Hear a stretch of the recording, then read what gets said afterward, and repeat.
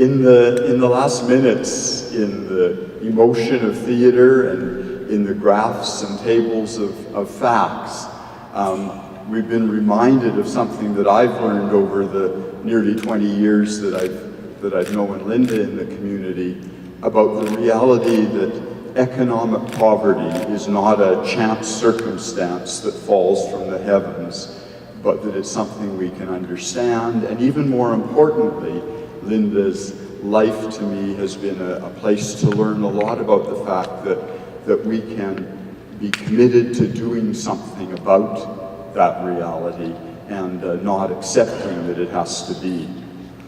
Linda is a model to me of the peacemaking that can happen in very unconventional ways, but that at its heart has to be genuine and daring.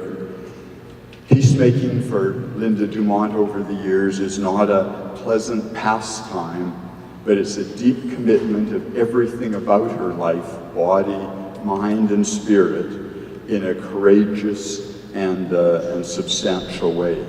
It will be very hard to count the lives in this city who have benefited from her care and from her attention. Linda's not a person to wait for others to decide what needs to be done, and not one to worry about a lot of formal protocols to get on with doing it. Linda sees needs, sees issues that are upsetting, and then takes action. Sometimes in ways that, while valuable and needed for those who benefit, can be uncomfortable and challenging to some of the rest of us and some of the established structures that we have in our community. Linda's best known probably to people in Edmonton as the founder, publisher, and editor over the last 13 years of Alberta Street News.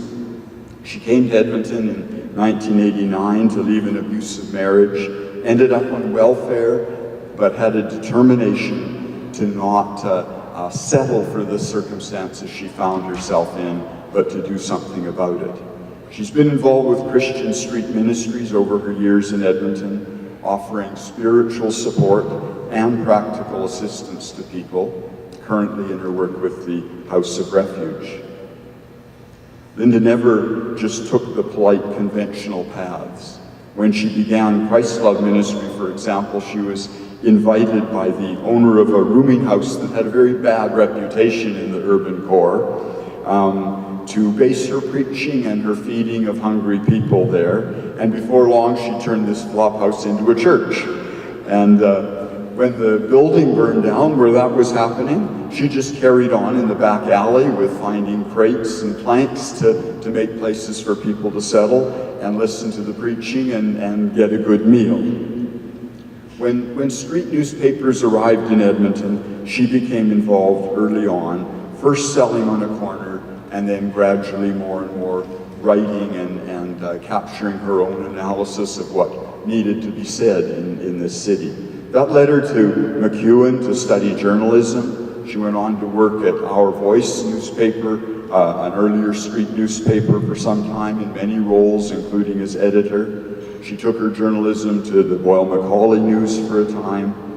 And then she started Edmonton Street News, which became Alberta Street News when the demand for a street newspaper spread to Calgary as well. Because of that understanding that there needed to be an authentic voice of street journalism and its unique role in the community. She's been involved along the way with a lot of other projects that many of us have enjoyed, with anthologies of poetry and her own cartoons. But through it all, what's always been important to me is to see how Linda understood that the heart of a street newspaper is not only to say things that nobody else is saying and to bring voices that aren't being heard, but it's to provide an appropriate opportunity for people that otherwise would be left far out on the edges without any chance, that aren't given in more conventional programs a way to have the dignity of making a living, and to make sure that her paper was committed to that.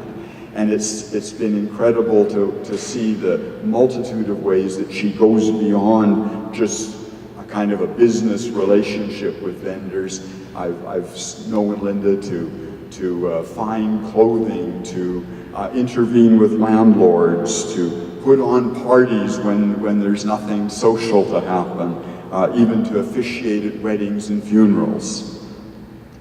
Linda also never hesitates to call to account where there is evidence of wrongdoing, and papers she's been involved with, Edmonton Street News, have featured stories that maybe would never have been heard, but later became picked up by more mainstream media, even when it meant calling in uncomfortable ways powers to account. I remember, for example, her coverage of an incident where a number of people were kept locked up in a police paddy wagon for a good part of a hot day and then left abandoned far out on the edge of the city.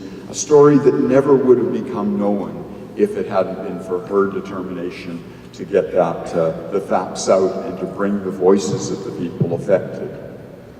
Along the way, Linda, as was mentioned earlier, has never had a fat bank account to subsidize the street newspaper business, and I've watched her take on extra yoga classes and add to the hours she had to work in a week just to be able to pay the bill to get a month's issue out from the printer and be able to start providing it to vendors.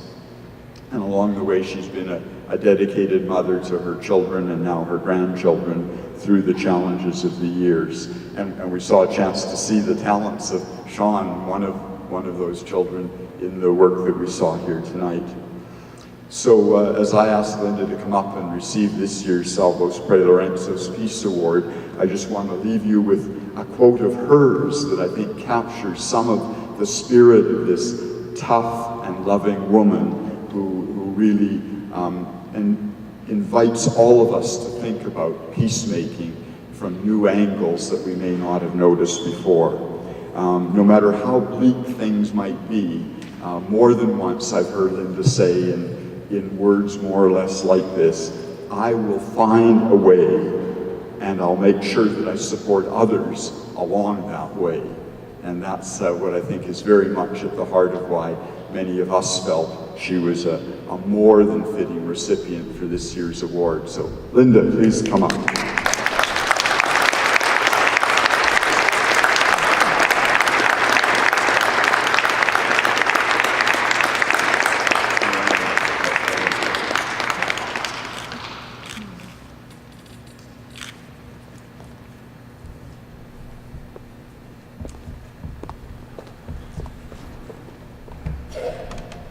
Well, after all that what Jim said, I don't really have much to say, except I want to say thank you to Jim Gurnett and to Project Ploughshares for this award.